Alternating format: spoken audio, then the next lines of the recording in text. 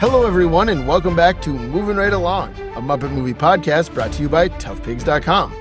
It's the podcast where we watch Muppet Treasure Island 2 minutes at a time and talk about it a lot. I'm your host, Anthony Strand. And I'm your other host, Ryan Rowe. And today we are joined by genuinely my favorite guest we've ever had on the podcast. Oh. Aww. Thanks, Anthony. Yeah, you're welcome. Who are you? I'm Roz Strand. Hey, we're married. Hey, I'm your wife. Hey, we're sitting next to each other in the same basement. Yes, but I am covered in a very thick, cozy blanket because I am cold and you're not. That is true. That is true. And that's marriage. I do have a natural tolerance for cold because I'm from North Dakota. Yes, niche Dakota boy. Niche Dakota. But today... Hi, Ryan. Hi. Thanks for being here. Thanks for having me back, guys. Yeah. Always a delight. I hear that we are going to talk about one of the really fun, amazing Muppet movies that exists that everybody likes, right? Yeah. Yeah, you're smiling, Anthony. You must mean yes. What's your deal?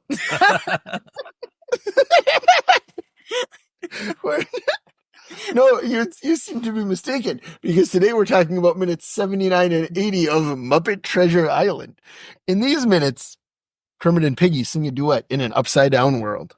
Yes, It's beautiful. And I really, really like this song. I know you do. That's why you wanted to come on this one. Yeah, I think Obviously. that this actually is some of the best lyric writing in the show, in this movie. Oh, interesting. All right, well, because the song works on so many levels, guys. we'll get into it. But I'm so excited. the song is not the start. I want to start right now. Okay, I'll wait. Okay.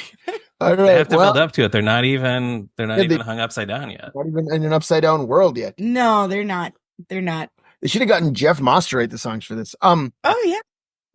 But where we start is with Piggy yelling at Long John. How did you put it? It is the ending of a very classic Miss Piggy tirade. Yes. Which we saw part of last time, but we start here with Piggy yelling at Long John. Now free him at once, you scoundrel. You scoundrel. There she is. It's the best. Yeah. She's so good at tirading. Yes, it's now a verb. Why not? Sure. Yeah, that's how language works. Yeah. So Long John then leans down and kisses her on the snout, and she spits like she's disgusted. I'm surprised this is the take they used, or maybe there wasn't another take. She is so low in the frame, you kind of can't even tell. I mean, he makes a kissy sound, so obviously he's kissing her snout, but it's kind of hard to tell that that's what he's actually doing. Yeah, but he is being a sexist pig. Yes. To a pig. Of course. Oh, Yeah. yes, In definitely. this scene. So that's pretty. I really like that he becomes the pig in this scene, and he's a bad guy. He's a pirate. So what you're saying is that you looked back and forth from man to pig and from pig to man and found that you could no longer tell the difference. Wow. Yes. Okay. Mr. Librarian here breaking out the literary quotes. Yes, I read Animal Farm.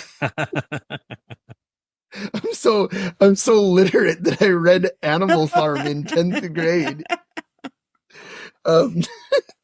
But anyways, yes. What else about Long John? What were you gonna say? Well, it's just like, that's such an aggravating move, Oh yeah. It's that It's obnoxious. you're cute when you're angry level, only he takes it even farther without consent, Mhm. which at that time was not being talked about, In the 90s or In in the- the 1750s? in this. I wasn't privy to the consent discussions of the 1750s. Uh-huh. But yeah, in the 90s, it was just like, That's boys will be boys. Yeah. Still was used to, lacquer all kinds of bad behavior. So this was just supposed to be fun. And now it's 2024 and my kids are yelling, "She didn't say you could kiss her." Yeah, right, like little kids are being taught very, very explicitly now Yeah. that this is wrong what he's doing. But you can say, well, he is a pirate. And Yeah, bad he's guy. he's pretty firmly established as a bad person by this point. Yeah, so it wasn't it's still, I feel like it still works because he is a villain and he's doing a villainous thing. He just kissed her without her permission. Yeah, this isn't like some Aaron Sorkin show. No, where it's not. Where like Dan Rydell just keeps showing up every day. Yeah, Dan Rydell shows up every day, and every day Dan Rydell shows up. He gets rejected, and then that's supposed to be cute. That's Sports Night. Sports Night, yeah, that was Josh, future Muppet movie cameo guest star Josh Charles on Sports Night. Right. But I think they did it with Bradley Whitford on West Wing too. Now that I'm thinking, wow. Mm-hmm. You know, Aaron Sorkin always reusing the same horrible tropes. Yeah. But then after she spits, everybody laughs and Long John laughs. And I'm sorry, I just melt. Tim Curry laughing. You love it. Oh. You're back in. I'm just like, and I forgive you. He's gross. Oh, he's charming. Oh, he's so adorable. Oh my gosh. Yeah. All my childhood dreams are coming true whenever he throws his head back and laughs. It's terrible. Is that right? Yeah. Is that right? Wow. Yes. It's such a beautiful sound. Yeah. You know. And this is the only bit of Tim Curry you get to discuss on this podcast. And that is such a shame. So because he hadn't shown up yet the first time. Didn't. No. So what else? What other Tim Curry thoughts do you want to share before we move on? So Tim Curry is like an amazing villain, right? He's one of the best villains ever. And I gotta bring up, him and FernGully. Yep. Uh-huh. As the smog monster, or what's his name? I don't remember. You don't remember. I haven't seen FernGully in 30 years, probably. Yeah. Yeah. We can look it up. But him singing in FernGully, his song, like slime. His name is Hex. Oh, that does sound familiar. yes. That's because your home state rhymes with Hexas, Ryan. That's why it sounds deep in the heart of Texas. Yeah. So Hexus and Tim Curry specifically singing this oddly sexual song about polluting the earth for the sake of capitalism, like started a long-term hurricane in my brain of loving the sound of his voice. Sure. And also absolutely hating everything that it represented. Yeah. And I have to ask you, did you watch the two songs that our friend Louis sent that we talked about on this podcast? Did I play those? Did he show those to you? No. I Do the Rock, and we went as far as we felt like going. I didn't show you those? You gotta watch those. I'll show you those later. I would love to hear those. Yeah, you'll enjoy them. You'll enjoy them. Yeah. But Tim Curry's voice is like, it is really, really beautiful, and I'll just use the word invigorating. And yet it's not in good context. So that's like, it's just so intriguing, and I can't stop. It's the most, it's a guilty pleasure. Yeah. Is Tim Curry as a villain. Sure. Yeah. I just adored him. I adore him. You still do? Yeah. He's still around, and I love that he's doing cons, and he's back out there. He's still representing, and I think that he's like one of the most amazing, voices that we ever get to hear in media. So Tim Curry, if you ever listen to this, I will clear my voicemail for you. To leave you a voicemail? Yes. All right.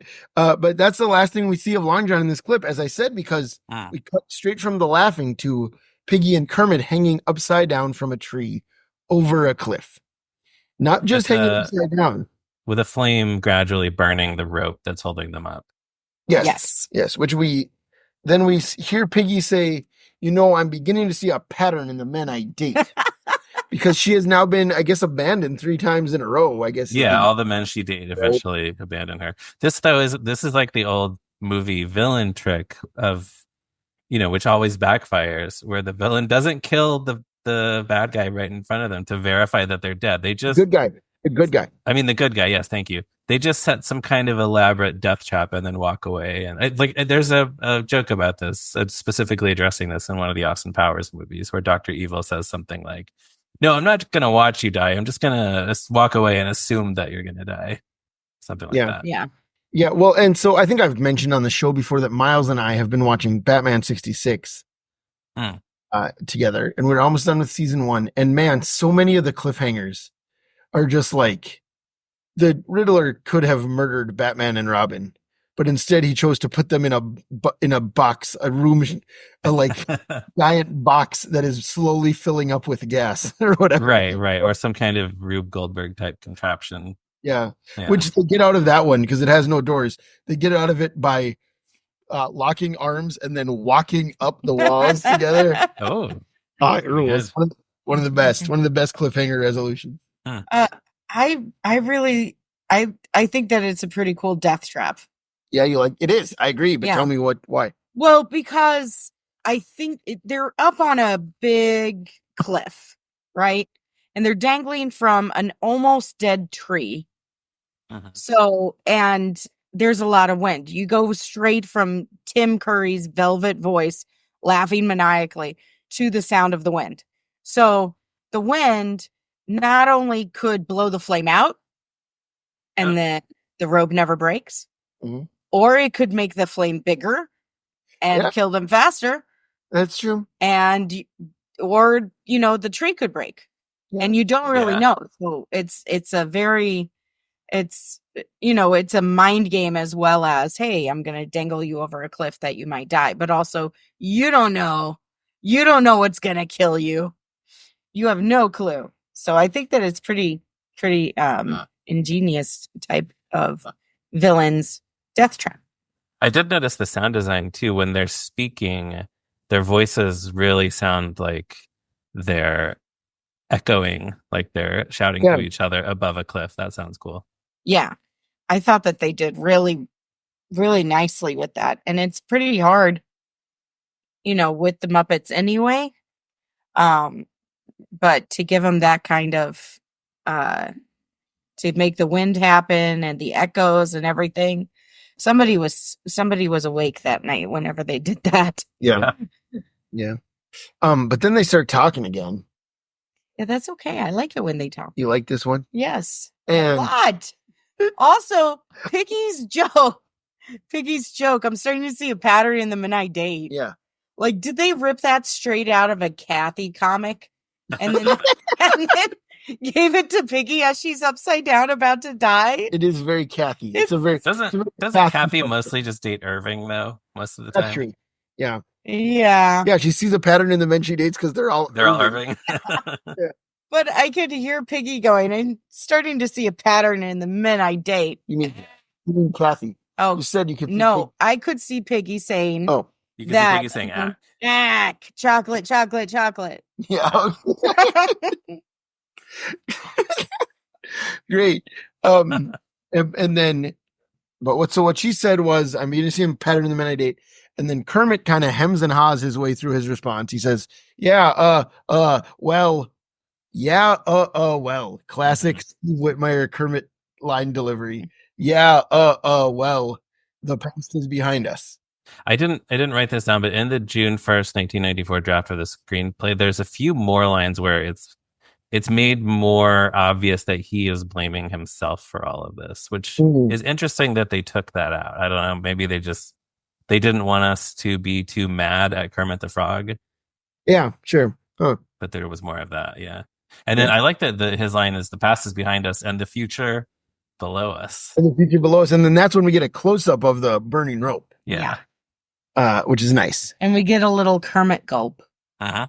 Kermit is very good at the Kermit gulps. Steve is good at them? Yeah. What? Did you mean Steve? No, I meant Kermit. Oh, you just meant Kermit is good at it. Okay, yeah. Yes. And then Piggy starts crying and Kermit starts to comfort her. Don't cry for me, Mina. We're together again. And Piggy says, yes, despite it all, we have each other. And then she cries again. And then Kermit says, Roz. Oh, don't cry for me, Benjamina. Which is great. Now, you love Evita. I love Evita. I do. I never saw that movie until I met you. Yes. And we have it on VHS tape. Yes. In its natural format. VHS. VHS cassette. Um, And it's really long. How long is it? It's only one tape. It's only one tape. It's a pretty long movie. Yeah, it's like close to 2.5 hours. I Yeah. think. Yeah. That's really long for a tape. Yeah, Maybe it the is. maximum that could fit on one VHS. Yeah. Yeah, this was way before, like Pearl Harbor and Dream and Lord of the Rings and all that stuff. That's It was true.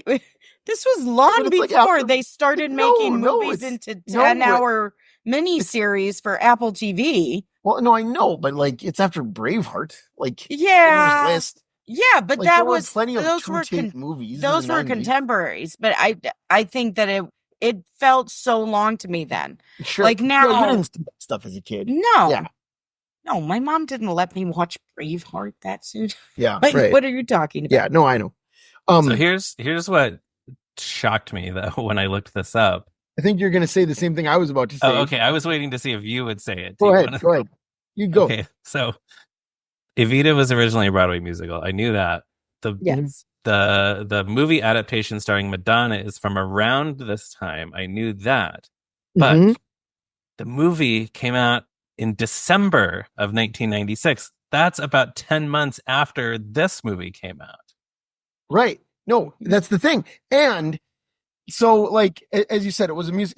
It was a concept album in '76, Right. opened on West End in '78, and Broadway in '79, Right.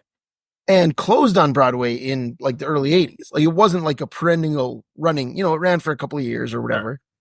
But so, like, this is a very dated reference at the time the movie came out. Yeah. Well, that unless felt topical by the end of the year. right.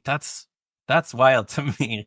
Yeah. I guess they were just counting on the grown-ups in the audience knowing the reference to the stage musical.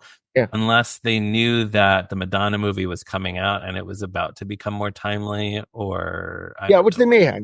Yeah, I can't imagine that there were trailers out for the Madonna movie yet. Probably not. Mm-mm. But Yeah, how Um, about that? I guess we haven't said there may be people in the audience who don't know that one of the big numbers in Evita is entitled "Don't Cry for Me, Argentina." We haven't Yes, actually that's said it. valuable context. And this line is clearly a takeoff on that song.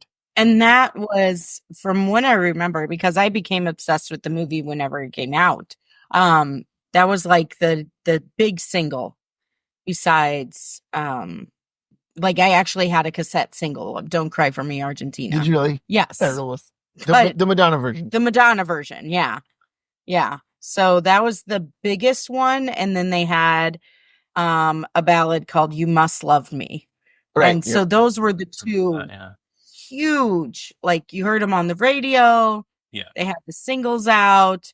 So this was their really big song.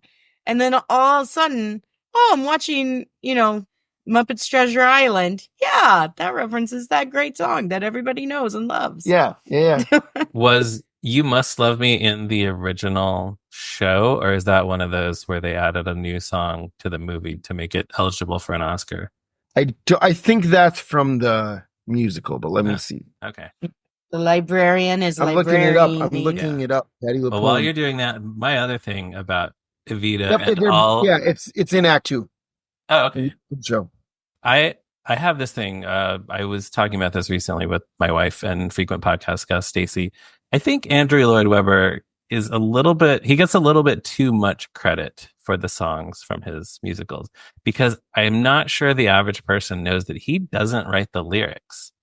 He writes the music, and they're very good songs and they sound great. The music is great, and without his music, they wouldn't be memorable or catchy. But I feel like people talk about Andrew Lloyd Webber musicals and Andrew Lloyd Webber songs and kind of forget the lyricists. And it's weird because the lyricist for this one is Tim Rice. Yeah. And he's the lyricist for Joseph and the Amazing Technicolor Dreamcoat. Yeah, a few of Jesus Christ Superstar, like a lot of the famous ones. So like, I kind of don't know why we don't talk about them the same way we talk about Ashman and Menken or Rodgers and Hammerstein. Yeah.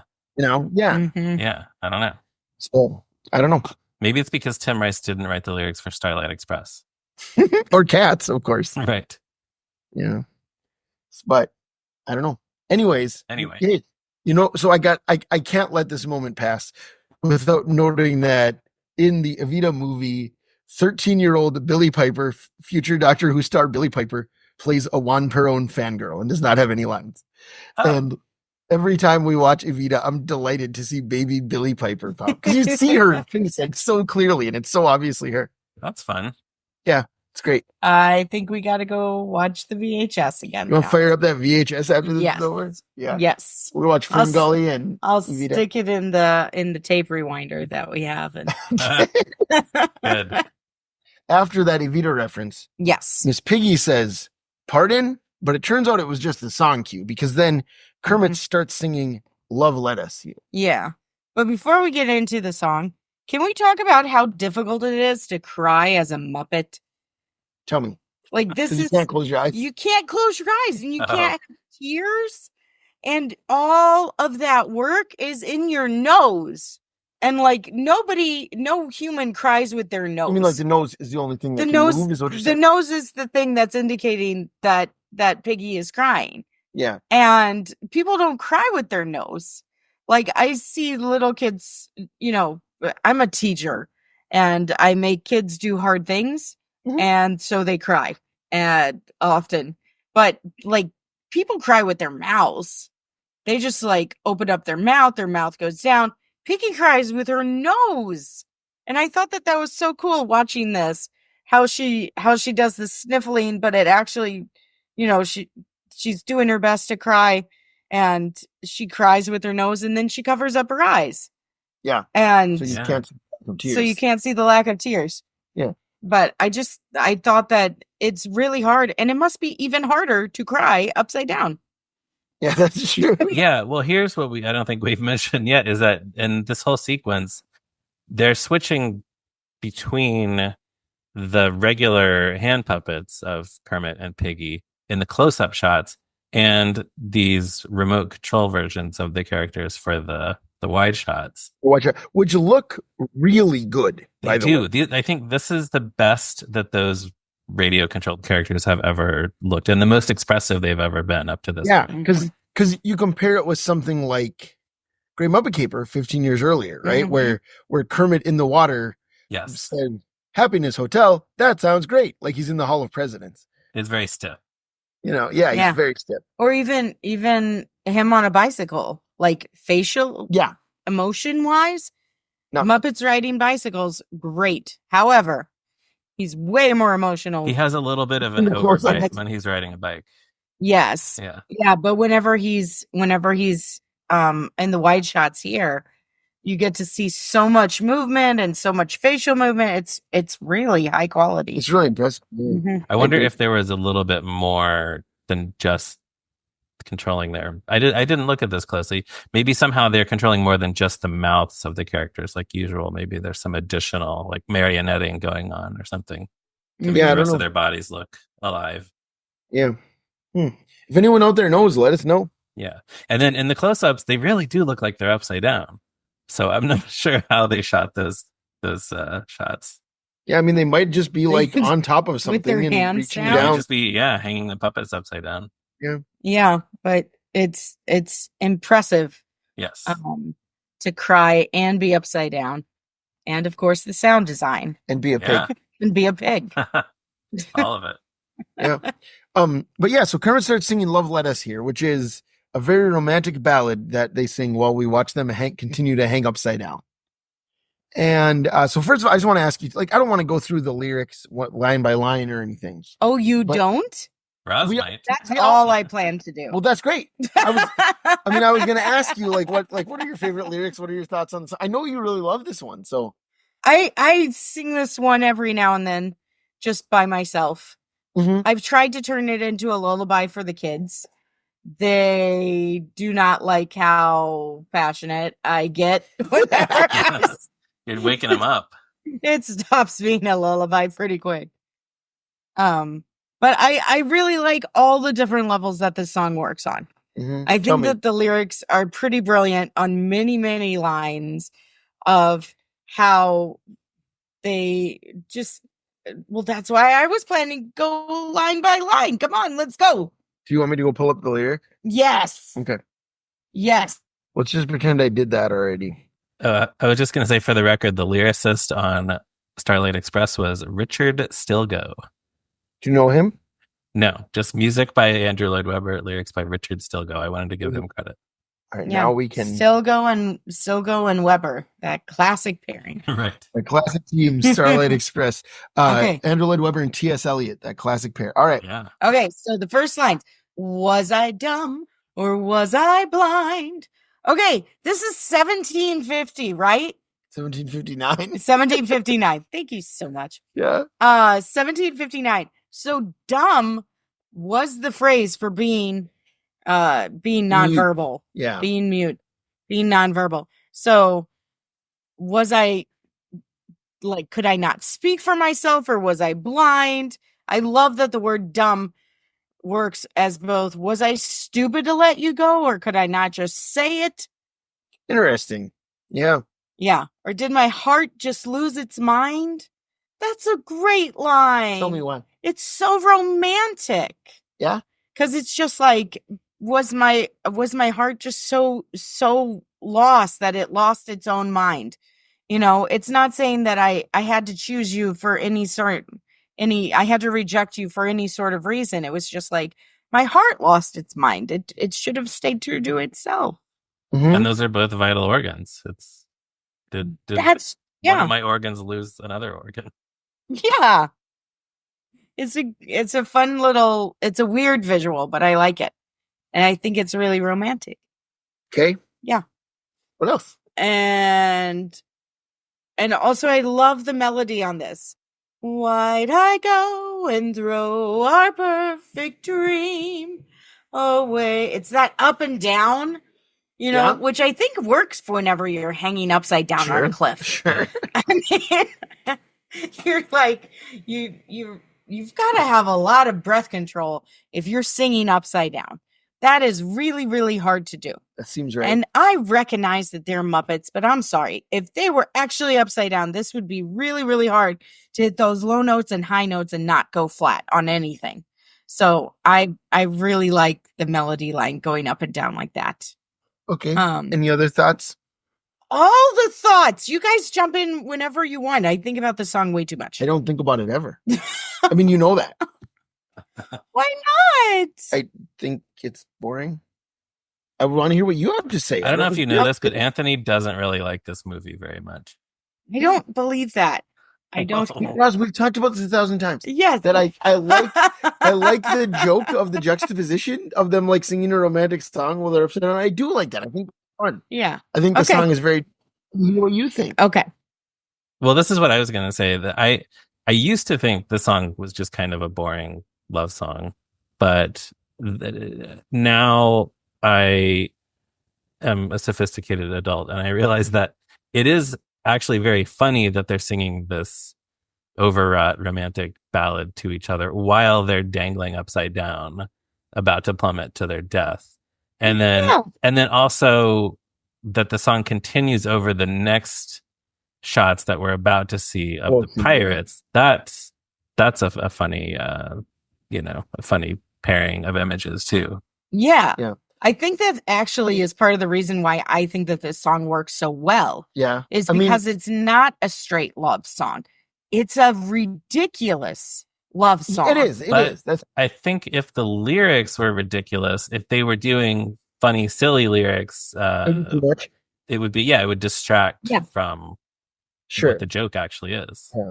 Yeah. I mean, so they had to use like these double message lyrics so that they could be somewhat silly, but also actually have a really romantic quality to them at the same time. So it's not just like all jokes, but there's some double meanings in there, which are kind of jokey. You know, my heart lost its mind. Was I dumb? Or was I dumb? Or was I mute? Or was I stupid? Yeah. You know? Yeah. No, yeah. Yeah. No, I get it. But if it was something like "Your love keeps me hanging around" or something, that would be a little too much. That'd be too much. Yeah. If the wordplay was too obvious. Yes. Yeah. Yeah. Way too on the snout. He laughed. I think you're funny. You know that. Thanks. Yeah. I like you more than I like this movie. You know that. Aw. You. That's not a huge compliment from you, but that's okay. Roz, I like you more. Roz, Was that in your vows? Roz, Yes. Roz, Yeah. I like you more than I like duck soup. Oh. Wow. Okay, now that's saying something. That was basically like renewing our vows. That's just what- then. That was. That's- It really is. Forget the trip to the Caribbean. We just renewed our vows right I feel like here. Anthony's been holding on to that one for a few years. Yes. I have. Yeah. We got married in too strict of a church to allow you to say To that. say that. I like you more than I like duck soup. Uh, Hey, speaking of the March Brothers, you know what song is better than this? Why Am I So Romantic? Okay. Hey, Roz, I like you more than Animal Crackers, Yeah. too. Less of a compliment from you. Slightly. Slightly. My second yes, favorite one. I know. My second favorite Why one. Am I So Romantic is another song that I used to dislike, but I like it more Right. now. And I know that about you. But- That's why. Yeah. I don't know. They might be tied for me. These Yeah. two. We should watch Animal Crackers. Let's watch It would be awesome. Muppet Treasure Island. And then Evita. And then Animal Crackers. And then FernGully. Watch them all at the same time. At the same time. Let's just have them all playing. Yeah. Uh, Like we're in a Buffalo Wild Wings. if we went in Buffalo Wild Wings and they showed all that stuff, it would be better than what they actually show. See, the Buffalo is- Wild Wings showed all these movies all on their screens instead of sports. Instead of 6 different Instead sporting of events. football games that I'm going to just ignore. Yeah.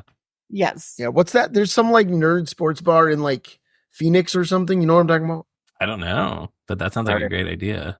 Yeah. Mm-hmm.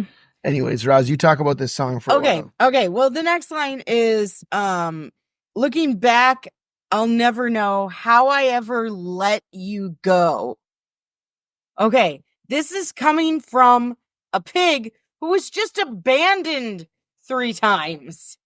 Like how I ever let you go, how I ever let you stand me up. Oh, I yeah. think- Wait. She didn't let him go. D- He ran she- away. Exactly. So it works on 2 levels because she's just like, how did I ever let you run away from me? Which I think that a lot of people can probably relate to, that they like blame themselves for other people leaving them. Oh, that's true. Yeah. I'm telling you, I think really way too deeply for this song. No, I think that's I great. think- yeah, I don't. It's possible the songwriters intended that interpretation. And if not, I take their intention and I dive it even further. Yeah. And then they go into the chorus. Love let us here, hanging off a cliff. Yeah. Yeah, that's fun. That's why Heaven Seems So Near. Yes. Oh my gosh. Right back to where we belong. Hanging off a cliff. That's good. Now heaven seems so near because we're about to die. Yeah, I get it. It's true. It's so good. Okay. And you know, Okay. I've never really put any thought into what any of these lines mean, but I think you just skipped over "We Followed a Star." Now here we are. But you can connect that back to the scene where Long John is demonstrating how to use the North Star to navigate. You totally can. They used the North Star to know which direction they're going to get to the island, and now here they are. Yes. There's like not I really don't think that there's a wasted line in this song. I think that they made it I think that they made it connect to something, whether Yeah. they meant to or not, or whether they were just immersed in it and they're like, okay, we need to use lines that kind of relate to the movie. I think that it works. And Kermit says, now I know that life can take you by surprise and sweep you off your feet. Because they're off their feet because they're hanging upside down. Yeah. It Can't happened. argue with that. And then Piggy says, did this happen to us? Like they could have used a lot of different lines there. about like how we fell in love with each other or something like that. But no, it's just, did this happen to us? Or are we just dreaming? Because they want to be dreaming. They want to not be about to die. Because it's actually a nightmare. Yeah, Can but we wake up from this? Yeah. Or can we wake up for this? Or are we just dreaming about our love? You know, it works as a love song, but it works as we're about to die falling from a cliff song. Yeah. And how many songs can do both? Ooh, I'd have to really think about that one. Yes. Fair enough. There's probably maybe a song about falling in love. There you could maybe make that case, but yeah, I don't know. Yeah. There's going to be very few, but listeners, if you're out there and you have another song that can mean I love you with all my heart and we're both about to die, then let us know, because I think that this is one of the best ones. Yeah. Okay. And Kermit says, so take my hand. And Piggy says, and have no fear. We'll be all right, because love led us here. And a lot of people... That didn't happen yet. That'll happen next week, but that's okay. You can say it. Oh, no. You're talking about the whole song. It's fine. Listeners, please turn in next time, and they will play that clip of my voice next time. No. You're on a roll. Keep going. Yeah. So what about that?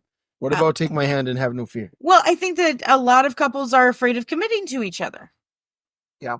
So I think that could be used as a fear of commitment song, which also comes up in this movie with like Kermit having cold feet and stuff like that. But now they're just talking about dying together. Yeah. Right. They've accepted it. Yeah. And I think that's, it's pretty beautiful how they wound all that into that song. Yeah. And it's a short little song.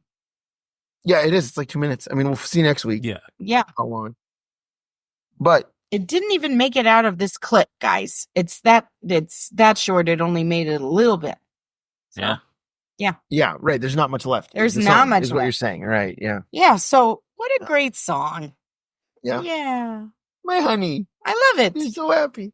Yeah, I am happy. I'm glad. Thanks for giving me this clip. Yeah, you asked for it. I asked for it. And I got it. It's like a gift. Yeah, we're married. I can't imagine us saying, no, you can't have this clip. Yeah, we're going to be like, no, get out of here. Dave Gold's called. And he's not even in this. He wants this clip for some reason. I guess he might have been one of the pirate puppeteers or something. Probably. He's probably Mudwell the Mud Bunny. He plays him elsewhere. Well, there's a whole other side to the song, because we start to see the pirates. Yes. That's what I was about to say. Go on. No, you go. No. Take off. No, just that it's, you were going to say it better. Oh, okay. So you see, again, Tim Curry's brilliant, beautiful face, laughing. Of course. Yeah, he is. He's in it a little bit more.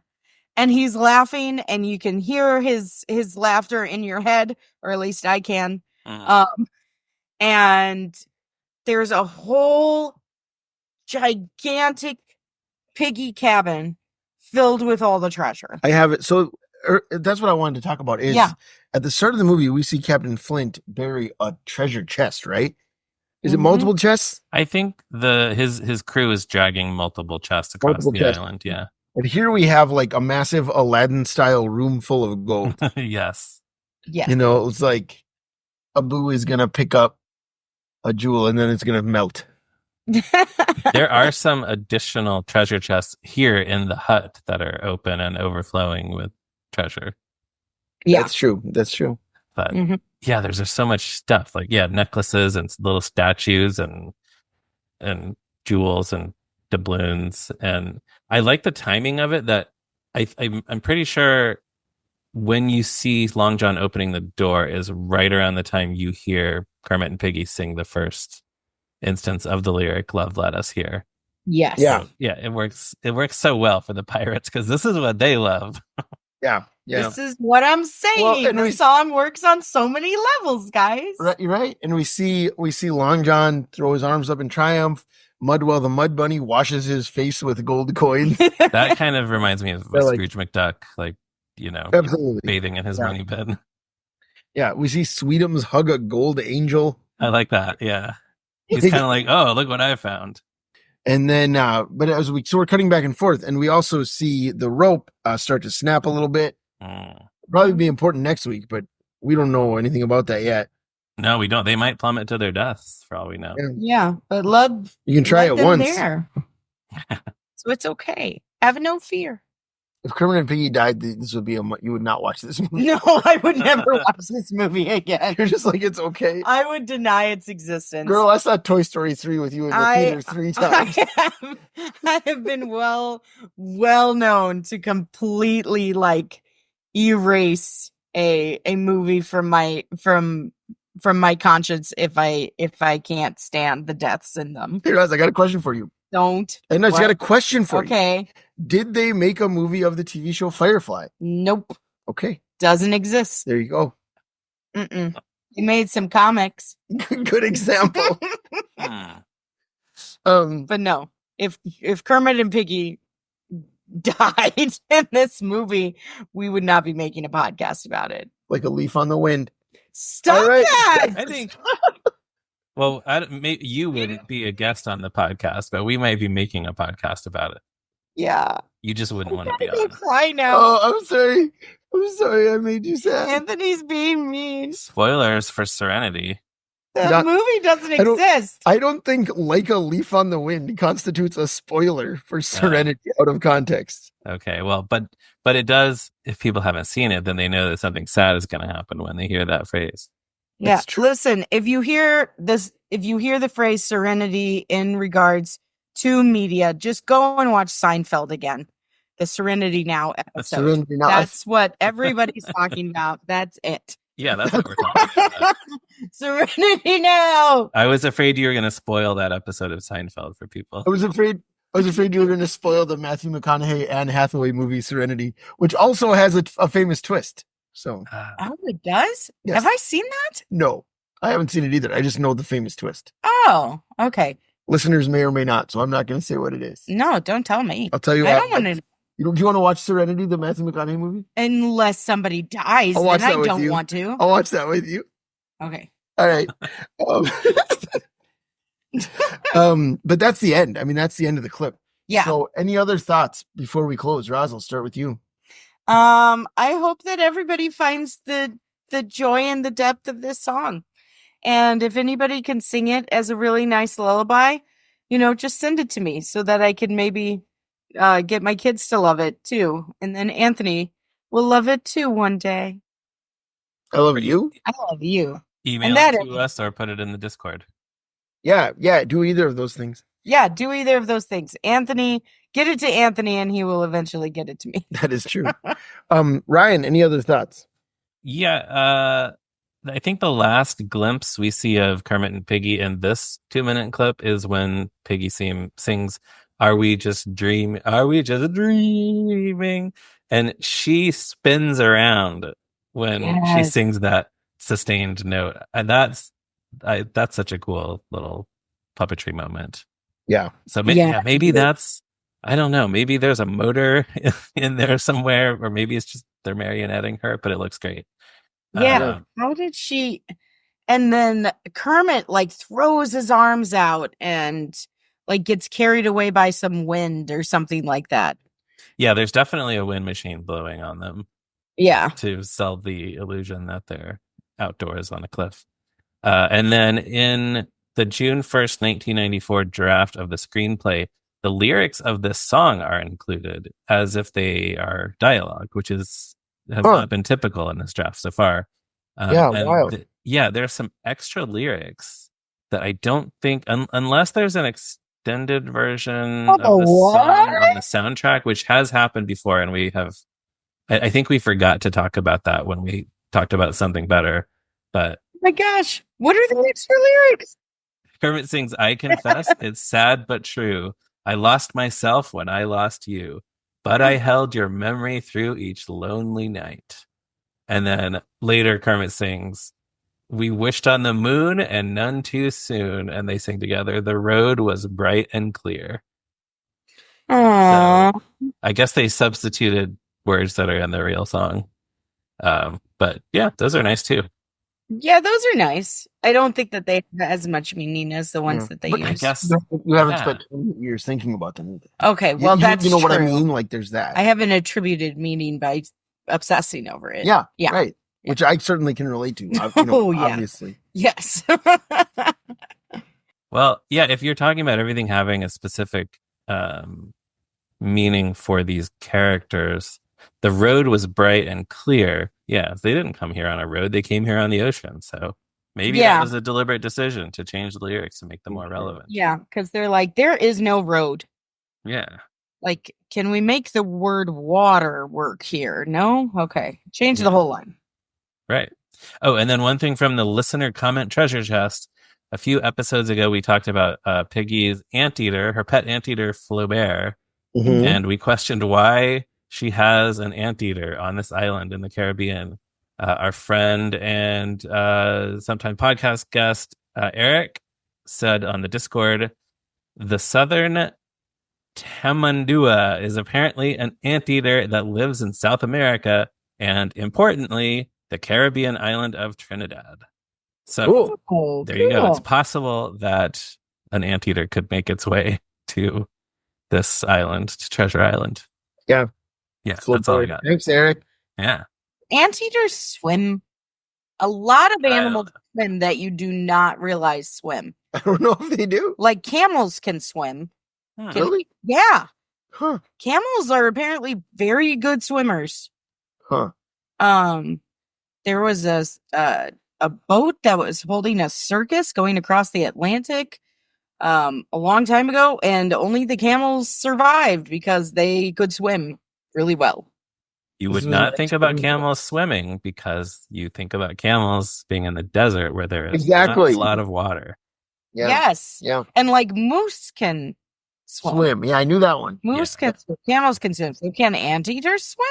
They're not that similar to mooses and camels. No, but I'm just wondering. I'm always surprised by what animals can swim. Yeah.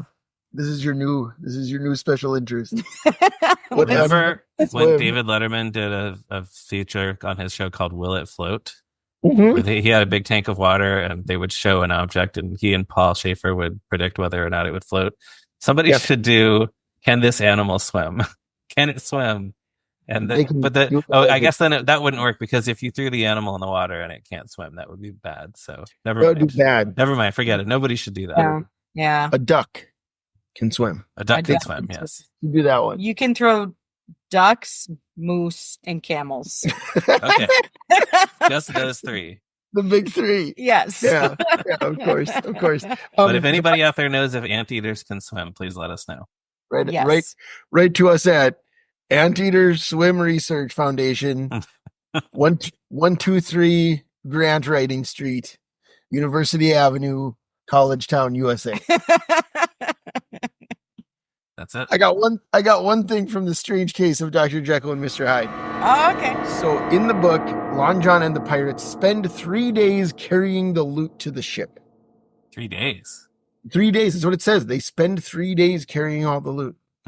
But we are not told if they wash their faces with it like Scrooge McDuck. Unfortunately. So that's a change. There nothing with Ben Gunn and Captain Smollett do not get hung upside down and sing a romantic ballad. That does not happen. Right. In the book. Wow. Okay. Well, they missed out he missed out on that opportunity, didn't he? You're saying that you think Stevenson should have shipped Ben Gunn and Captain Smollett? I think it would have been very, very progressive of him. Yes. That is true. I think that's right. I bet some people do now, though, especially after this movie has, yeah, I'm sure itself in the culture. Right. Yeah. Yeah. And they also ship Samuel Arrow and Janice. Hey, Roz. From the Mr. Arrow and Janice from the band that plays Sam, the show. Remember when Sam had a crush on Janice on that TV show the Muppets were in? Yes. That's one of the famous Muppet moments of the 2010s. Oh, yeah, you're right. I do not think about that as much as I think about the song Love Lettuce here, so it took me a minute. Probably an okay choice. So we asked all of the last time you were here, we ran out of time. Yes. Because we talked a lot of nonsense, which we've done again tonight. But we are going to ask you the two questions we've been asking all our guests. Okay. Which is, first one is, what's your history with Muppet Treasure Island? I imagine that I probably saw this one in the theaters. Yeah. Yeah. And I remember my friend Lauren and I were really big fans. Sure. Who remains a Muppet fan? She is still a Muppet fan. Yeah. Yeah. And so we talked a lot about this one. This one was pretty easily accessible. Sure. Like it came out on home video.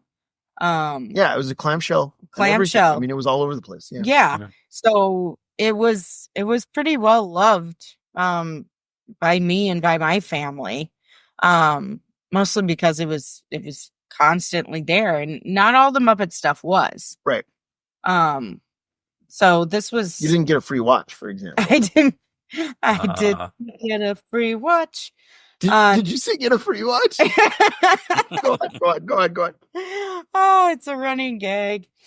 So we watched this one quite a bit. And I think that my grandma also had it. So it was like, I could watch it in my house. I could watch it at my friend's house. I could watch it at my grandma's house. Everywhere you went. Everywhere I went, was there. Muppet Treasure Island was with me. And also I love Gonzo and Rizzo stuff. Yeah. I'm just a huge fan, and I really do believe that they got the Muppets through Jim's death. Yeah. And so you said on this podcast, on our Muppet Classic Theater. And I believe it, by gum. So they do such great work. And whenever the DVD came out, can I talk about that for a minute? Yeah, please. Oh my gosh, the DVD title menu with Gonzo and Rizzo. Okay, so I don't know how many people also love DVD title menus in like their like major heyday. It's a lost art now. It is a lost art. And you truly do love it. She's not just saying this. Yeah. If there's like an menu, Roz gets so excited. I do. I watched the whole thing probably multiple times because it's just so funny. Just the little blips and blurbs. And so Gonzo and Rizzo on the DVD title menu are amazing. At one point, Gonzo says, "Kaboom!" and they're imitating a cannon, and it's great. It's just so enjoyable. It's so funny. Yeah. So this is very classic Gonzo and Rizzo stuff, and it's amazing. So much like Muppet Classic Theater, that is also really, really good, and everybody enjoys it. Your favorite movie. Yeah. Canonically, your favorite movie. It's not my favorite, but I do love it. You told me that. You did. You told me your favorite movie. That is not true. Muppet Classic Theater. That is not true. Yeah, right. Remember? Number 3, A Little Princess. Number 2, I don't know, let's say Twister. Number 1, Muppet Classic Theater. You're just reading off our VHS tapes now. That's just we don't have A Little Princess on tape. We have it on DVD. Oh, we got that on tape. Normally, I would be pedantic and point out that technically, Muppet Classic Theater is a direct-to-video special, not a movie. But it doesn't really seem to matter in this conversation. And also, it's feature length. It's not, I don't know. It's over. Oh, I guess. Over an hour. It's longer than Duck Soup, Ryan. Is it? Yeah, it's 69 minutes, and Duck Soup is 68. Oh, wow. Okay. You know who you married. I know who I married. Roz is looking at me like this is a surprise. It's not a surprise. I'm just constantly in awe of you. And delighted. I hope. Awe and delight. Still delighted. Okay. Awe and delight. Oh, thank you. Yes. You're good. Love you. You're nice. Okay, so. Second question. Yeah. Where do you rank it among the Muppet movies? That is a little bit harder. Because you've got Muppet Christmas Carol, which is my number 1. Yeah, one of your favorite movies. Genuinely one of my favorite movies. You like that more than you like Dragonheart or whatever I say. Twister. Dragonheart? Yeah. You love Dragonheart. I do love Dragonheart, but not as much as the Muppet. Which we have on tape. Well, Some listeners may remember Dragonheart. They initially hired the Jim Henson Creature Shop to build physical dragon puppets for that movie, but they ended up basically firing them in favor of computer animated dragons. Oh, now it's not my favorite movie. And then they spoofed it on Muppet Treasure Island when on Muppets Tonight. Was the guest star. What did I say? You said Muppet Treasure Island. Yes, on Muppets Tonight when Dennis Quaid was the guest star. Yeah. Yeah. So I don't know. It is probably fifth. Mm-hmm. I mean, honestly, after the first four, and given that Muppet Classic Theater is a direct-to-video special, thank you, Ryan. And I don't have to find a spot for that in my heart. It can have its own little special shelf. It's your favorite direct-to-video Muppet special. It is my favorite. Yeah, it can be number one in that category for sure. 100%. I'm sure you love it more than Neat Stuff to Know and Do. Mine is Billy Bunny's Animal Songs. See, that's a good choice. So it is probably fifth. So Christmas Carol, the three originals with Jim, and then this one. Yeah, sure. But it's not far behind. No, I know it's not. Yeah. I enjoy it, and I enjoy it whenever we get a chance to watch it. Yeah. I know you do. All right. Thank you so much for coming on. Thank you so much for having me and talking about all this nonsense and letting me just geek out with the best of them. You guys are the best geeks out there. Oh, thanks, Roz. Yeah. That's why you married me, because you think that. Yeah, pretty much. Aw, thank you. Yeah. All right, but that is it, listeners. That is it for today. We will be back another time with more episodes of Moving Right Along. But in the meantime, you can always check out toughpigs.com on the internet, Facebook, Bluesky. We're all over the place. You can become a patron on Patreon. We have a recent-ish blooper special of our Fraggle Talk podcast, Fraggle Talk Classic podcast, released a blooper collection on our Patreon, which you can listen to if you become a patron of ours. You're actually in it, Roz. Oh my gosh. Yeah. You are. Yep. Oh, I loved doing their podcast. They are such sweethearts. Yeah. They're all wonderful people. It's true. But so if you become a patron, that's something you can only find there. You can follow Ryan on Blue Sky at me, Ryan Rowe, and on Letterboxd at Movies Are Neat. You can follow me on Blue Sky at Durwood Clapper, and on Letterboxd. You knew that, right? I know that. It just makes me laugh every time. And on Letterboxd at Zeppo Marxist, after the star of Animal Crackers. Roz,